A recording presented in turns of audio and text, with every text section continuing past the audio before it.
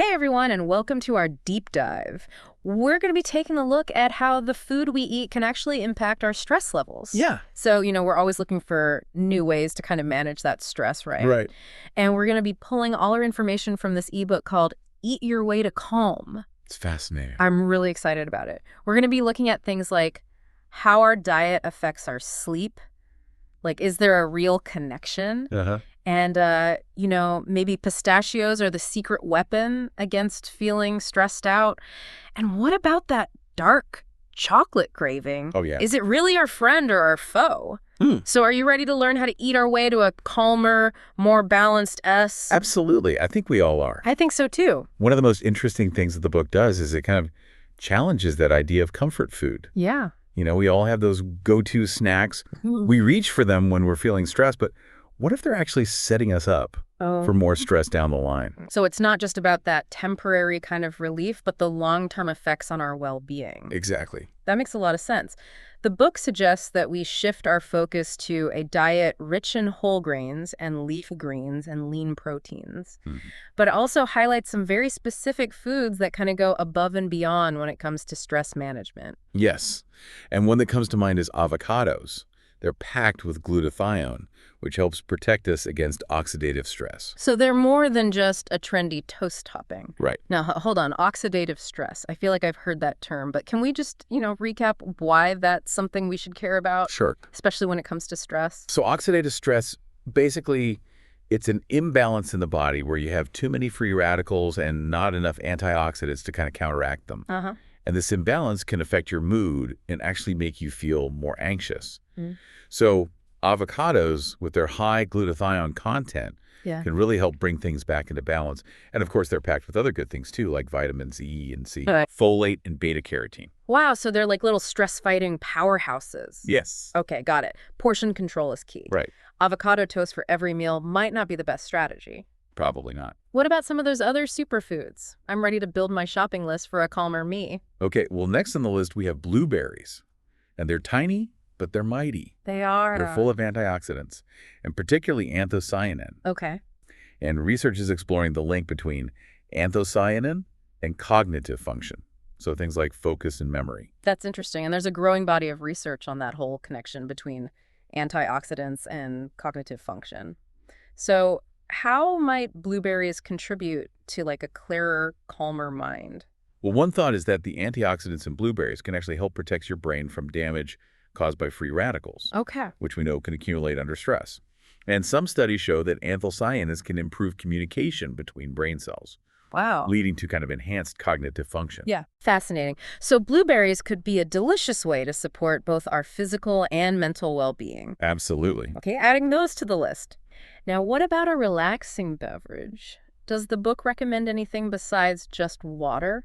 It does. It recommends chamomile tea. Oh. And not only is it a lovely bedtime ritual, but clinical studies have shown that chamomile can help reduce anxiety symptoms. Oh, wow. Which is great because a lot of people will reach for sugary drinks and excessive caffeine when they're stressed. Right. And that can really just rev up your stress levels. So instead of that kind of jittery energy boost, we're going for a soothing, calming effect. Yeah.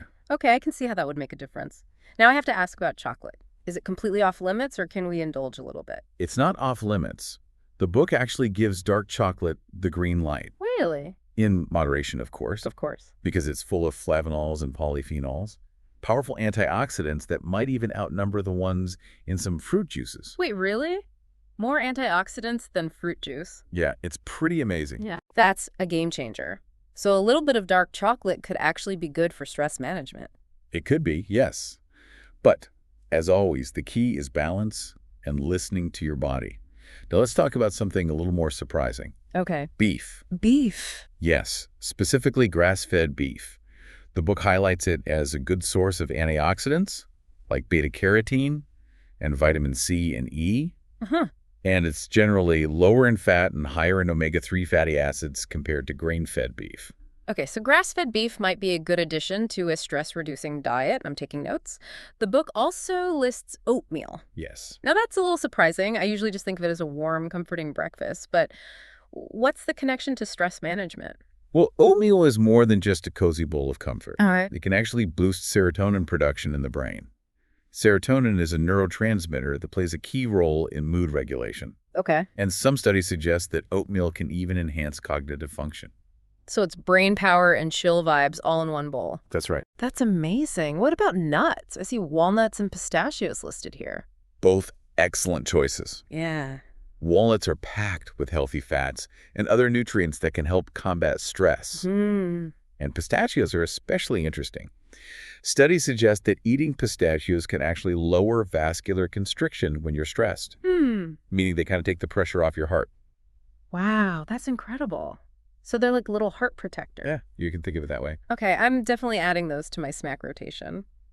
And, the act of shelling them could even be therapeutic in itself. I agree. It's almost meditative. Yes. Now we can't forget about leafy greens. Right. They're high in folate, which helps our bodies produce those mood-regulating neurotransmitters, including serotonin. Exactly. So a big salad is basically a happiness boost in a bowl. Pretty much. I can get behind that. Now, what about fermented foods? I know those are good for gut health, but what's the connection to stress? So that's where things get really fascinating. The good bacteria in fermented foods, like yogurt, can actually communicate with your brain. What? I know, right? They do this through a long nerve called the vagus nerve, sending signals that can impact mood and behavior. Wow. It's like having a direct line from your gut to your brain. So good gut health equals a calmer mind. It can, yes. That's a game changer. I'm starting to see a bigger picture here. Yeah. But let's be real for a second. Sometimes when I'm stressed, exercise is the last thing on my mind. I completely understand. I just want to, curl up on the couch. Sure. But the book really emphasizes the importance of an active lifestyle for stress management. It does. And, you don't have to run a marathon or spend hours at the gym. No. Even a simple walk can have like a quick-acting antidepressant effect. Right? Especially if you can soak up some sunshine and boost your vitamin D levels at the same time. Exactly. Okay, a walk in the sunshine sounds a lot more doable. Yes. But beyond just feeling good, how does exercise actually work to reduce stress? Well, one of the key mechanisms is the release of endorphins. Oh, yeah. Endorphins are those feel-good chemicals that have mood-boosting effects. Right. Exercise can also improve your self-esteem, make you feel more confident and capable of handling challenges. So it's like a positive feedback loop. You feel better, so you're more likely to keep exercising, which makes you feel even better. That's right. I like that. What about the long term? How does exercise help us manage stress in the long run? Well, regular exercise helps prevent various diseases. Okay. Which in turn reduces the stress of potential health issues down the road. Yeah. And maintaining a healthy weight and improving your sleep through exercise. Right. Those also contribute to lower stress levels. So it's a multifaceted approach to stress management in the present and for the future. Exactly. That's a really good point. Now, the book also mentions yoga specifically. Yes. What makes yoga such a potent stress reliever? Well, yoga is unique in that it combines physical activity with mindfulness. It helps improve strength, balance, and mental clarity, all while encouraging deep breathing and a focus on being present in the moment. Okay. And then there's a social aspect. Joining a yoga class can help you build those supportive connections. Oh, yeah. Which is so valuable for managing stress. So it's like a holistic approach to well-being, addressing both the physical and mental aspects of stress. Yes. I'm sold. But now let's shift gears a little bit. Okay. Talk about some of the not so healthy habits that can contribute to stress. Right. I'm sure we've all been guilty of a few of these at some point. Oh, absolutely. The book delves into some of the big ones: smoking, excessive alcohol consumption, over-reliance on caffeine, poor sleep habits, unhealthy social interactions. Right. What I think is really helpful is that it goes beyond just listing these habits, and it explores why they can increase our stress levels. It's about understanding the root cause. So it's about understanding the root causes of our stress so we can kind of break those cycles. Yes. Let's unpack these one by one, starting with smoking. How does smoking contribute to stress? I know it's obviously really bad for our health. Right. But I'm curious about the connection to stress specifically. Well, it's complex. Sure. But nicotine is highly addictive. Right. And that cycle of cravings and relief, oh, yeah, that can be a major source of stress in itself. Especially when you're trying to quit, right? Exactly. And for people who are already stressed, smoking can feel like a coping mechanism. Uh-huh. So it just further reinforces the habit. It's a tough cycle to break, for sure. Now, what about alcohol? I know it can be a depressant, but how does that tie into stress? So, interestingly, alcohol can actually heighten existing moods. Oh. So if you're already feeling stressed, drinking can actually amplify those feelings and make things worse. Oh, wow. Plus, it impairs judgment, Right. which can lead to making decisions that you regret later, and that just adds to your stress. So it's like pouring gasoline on the fire of your stress? Yeah, pretty much. Okay, caffeine is a tricky one for me. I mean, most of us rely on it to some extent. Sure. So what's the problem with caffeine when it comes to stress? So it's not necessarily about cutting it out entirely, Okay. but it's more about being mindful of your reliance on it. Okay. If you constantly need caffeine to function the withdrawal symptoms when you don't have it, like headaches and anxiety, Yeah, can create a vicious cycle. for sure. The book suggests gradual reduction rather than going cold turkey, Okay. which can be too jarring for a lot of people. That's a relief because I don't think I could survive without my morning coffee. Right. Speaking of things we need to function, let's talk about sleep. I know it's Okay. important, but how does lack of sleep specifically impact stress? Sleep deprivation affects everything. Your mental clarity, your ability to focus, your emotional resilience. Wow. All of these are key components of stress management. Yeah. It's like trying to run a marathon on an empty tank. Yeah. You're going to crash eventually. Right. And that crash often manifests as increased stress, irritability, and difficulty coping with everyday challenges. So it's not just about feeling tired, it's about being more vulnerable to stress when we're sleep deprived. Exactly. Okay, that makes sense. The book also mentions unhealthy social habits. Yes. What does that mean? I'm Yeah. curious to hear how our social lives can impact our stress levels. Well, it's about being aware of how the people we surround ourselves with can contribute to our stress. Some relationships can be very draining, Yeah. and certain individuals might unknowingly trigger our stress response. Right. The book encourages open communication with those people, Okay. but it emphasizes approaching those conversations with tact and empathy. So it's not about blaming others, but about setting healthy boundaries and having those tough conversations in a way that strengthens the relationship. That's so important. Now let's shift gears again Okay. and talk about some healthy lifestyle habits that can help reduce stress. I'm excited to learn about some practical strategies we can actually implement. Well, the book reiterates the importance of exercise, which we already covered. But it also goes into detail about meditation, engaging in creative activities, and nurturing strong social connections. Right. It's about replacing those harmful habits we discussed with practices that nourish your mental and emotional well-being. Yeah, so we're trading bad habits for good ones. Sounds like a plan. It's a good plan. Okay, so we're trading bad habits for good ones. Sounds like a plan. Let's break these down one by one. Starting with meditation. I've heard so much about it, but I'm still not entirely sure how it works. How does meditation actually help with stress? Well, meditation has been practiced for centuries to cultivate a sense of calmness and mental clarity. It's all about focusing on your breath and letting go of those distracting thoughts and simply being present in the moment. And that shift in focus can actually activate your parasympathetic nervous system, which is responsible for calming your body down. So it's like hitting the pause button on our stress response? That's fascinating. Are there different types of meditation? What would be a good starting point for someone who's totally new to it? There are many different types of meditation, but one simple technique that anyone can try is called mindfulness meditation. It's all about paying attention to your breath, noticing your thoughts and feelings without judgment, and gently redirecting your attention whenever your mind wanders. It sounds like a great way to train our minds to be more present and less reactive to stress. What about creativity? How does engaging in creative activities help with stress reduction? I've always considered myself more of a left-brained analytical person, but I'm open to exploring my creative side. That's great. And you don't have to be a professional artist to reap the benefits of creativity. The book suggests trying things like adult coloring books, baking, needlework, DIY projects, anything that sparks your interest and allows you to express yourself. Engaging in creative activities can help shift your focus away from your worries, allowing you to enter a state of flow and experience a sense of accomplishment. I love that. It's like giving our minds a mini vacation from stress. And I've actually noticed that when I'm working on a creative project, I tend to lose track of time and just feel more relaxed. It's almost like a form of meditation in itself. And finally, strong social connections. We touched on this a bit earlier, but I'd love to hear more about why supportive relationships are so important for managing stress.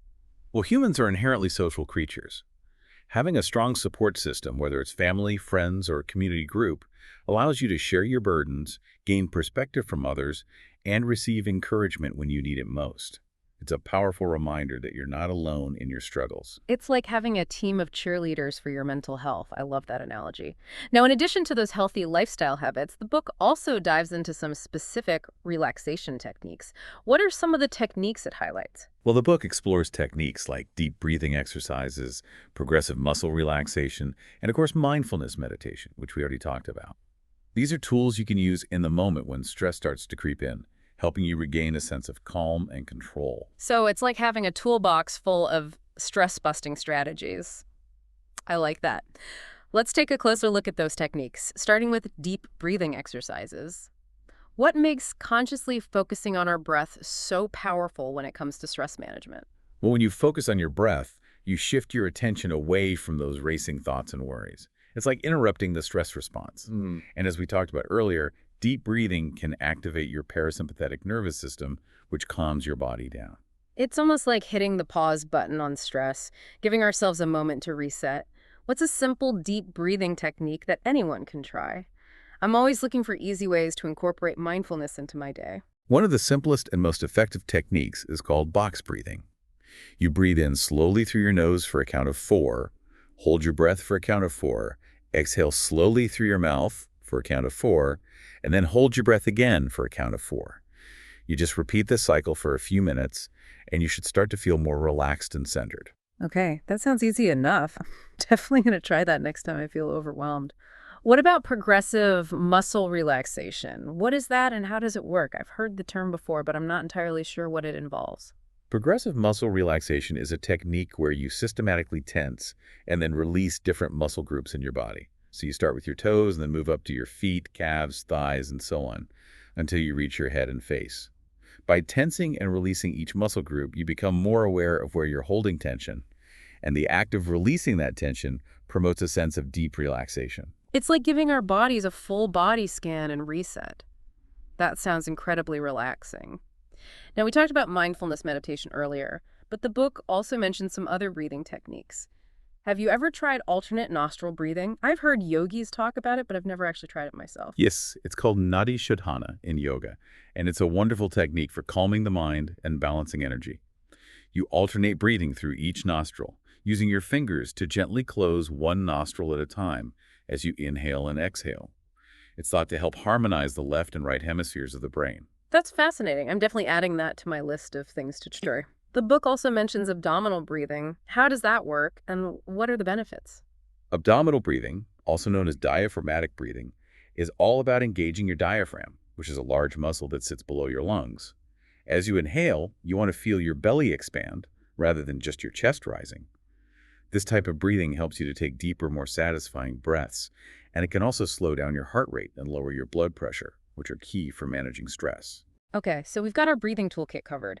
But sometimes it feels like even when I'm trying to relax, my mind is still racing with thoughts and to-dos. How can we quiet those mental chatterboxes? The book mentions something called conscious relaxation. What does that mean? Is it more than just zoning out in front of the TV? You're right, it's definitely more than just passive distraction. Conscious relaxation is about making a deliberate choice to calm your mind and body. It's about recognizing that relaxation is a skill that can be learned and practiced. It's about actively engaging in practices that promote a sense of peace and ease, whether that's through breathing exercises, progressive muscle relaxation, mindfulness meditation, or any other technique that works for you. So it's about being proactive and intentional with our relaxation, not just waiting for it to happen. That makes a lot of sense. The book also emphasizes the importance of recognizing stressful situations and understanding our personal triggers. Why is self-awareness so crucial for stress management? Because when you're aware of what triggers your stress response, you can start to develop strategies for coping with those situations more effectively. It's like becoming a detective of your own stress patterns, understanding the clues and patterns that lead to feeling overwhelmed. So it's about understanding our own unique stress signature, recognizing those early warning signs before things escalate. What are some questions people can ask themselves to uncover their personal stressors? The book suggests taking some time to reflect on the following. What are the situations or events that consistently cause you to feel stressed? What physical sensations like a racing heart, tight shoulders, or shallow breathing accompany rising stress levels? And most importantly, what coping mechanisms work best for you in those moments. It's about connecting the dots between our internal experience and those external triggers, right? That can be so helpful for understanding and managing stress more effectively. I'm starting to see how all of these pieces fit together: the food we eat, how we move our bodies, the relaxation techniques we practice, and understanding those personal stress triggers. It's a holistic approach to stress management, wouldn't you say? Absolutely. And that's really the key message of the book. It's not about finding one magic solution to eliminate stress entirely, but rather about creating a foundation of resilience through sustainable lifestyle changes that support our overall well-being. It's about giving ourselves the tools and resources to navigate the inevitable ups and downs of life with more grace and ease. It's not about being totally immune to stress, but about having the tools to handle it when it comes up. I love that. This has been such an insightful deep dive, and I feel like I've learned so much about how to approach stress management in a more holistic way. Yeah. As we wrap things up, what are some final thoughts you'd like to leave our listeners with? I think the biggest takeaway is this. You have more control over your stress levels than you think. It's not about eliminating stress altogether. Right. I mean, that's just not realistic. Yeah. It's about creating a lifestyle that supports your mental and emotional well-being so you can better handle challenges when they come up. It's about building that resilience we talked about so we can bounce back from those difficult situations more quickly and easily. Exactly. And remember, it's a journey. Yeah. It's not a destination. Finding the right combination of strategies takes time and experimentation. Be patient with yourself, celebrate those small victories, and don't be afraid to ask for help when you need it. Yeah. There are so many resources available. Right. Therapists, support groups, online communities. You don't have to go through this alone. That's such an important reminder. We often put so much pressure on ourselves to have it all figured out, but it's okay to ask for support.